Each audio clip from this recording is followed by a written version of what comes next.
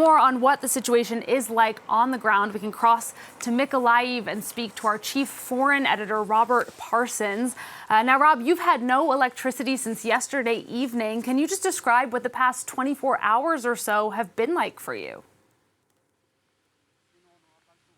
Yeah, well, as you can see around me, it's raining here, but the temperatures have gone up. There's been a 20-degree shift. Last night it was about -7 degrees. Now it's about +13 degrees and pouring with rain. That means at least that it's easier to keep warm here. But there are electricity outages. Apparently, according to the local authorities, these are planned outages. Every now and then, the electricity is switched off in one district or another for a couple of hours.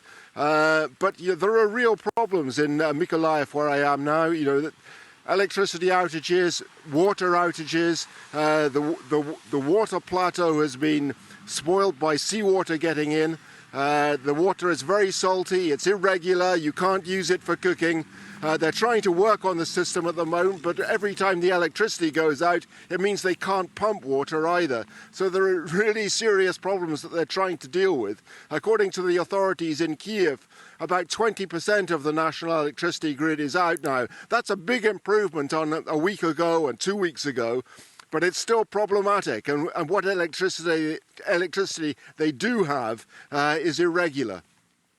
And Rob, yesterday you visited a help center for internal refugees and you met workers actually from the Zaporizhzhia nuclear plant. Can you tell us more about what they said about the conditions there? Yeah, that's right.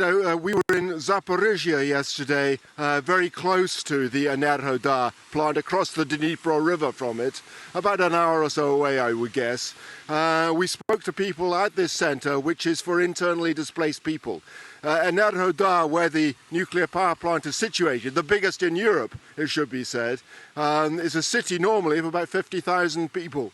35,000 of them have fled, many of them elsewhere in Ukraine, but quite a lot of them in Zaporizhzhia, where I was yesterday as well. And we managed to speak to some of them, including a man called Alexei, who was a deputy on the city council in Enerhodar and a worker at the plant itself.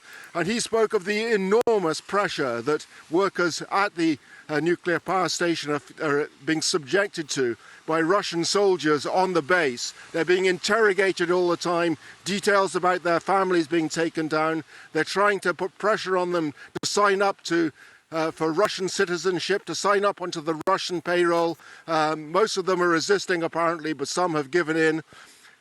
Others are being arrested at their place of work, taken off to cellars, kept there for 2 weeks at a time, heavily interrogated. Some reports of torture as well.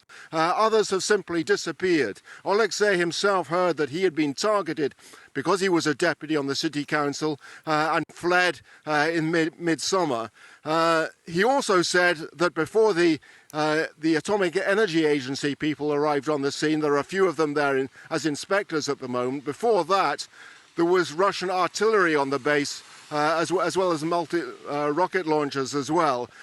Presumably that has stopped now, but there are still armored personnel carriers and Russian military personnel on the base. All right, Rob, thank you so much for those rare accounts of the situation at the Zaporizhzhia nuclear plant. We hope you and the team are staying warm. That's France 24's chief foreign editor, Rob Parsons, reporting from Mykolaiv.